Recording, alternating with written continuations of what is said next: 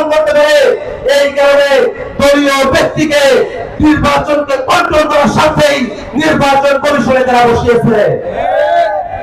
আমরা বাংলাদেশের এই অবস্থান দেখতে চাই না।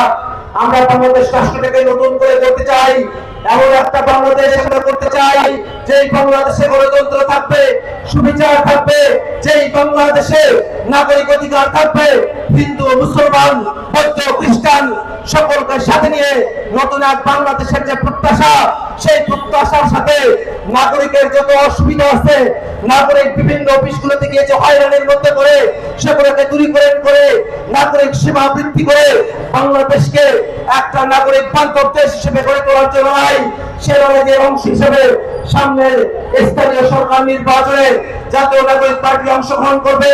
তারই ধারাবাহিকতায় আপনাদের এই দিনাজপুর, আপনাদের এই ঝিনাইদহ সদরের পৌরসভাতে আমাদের হয়ে নির্বাচনে অংশগ্রহণ করবেন।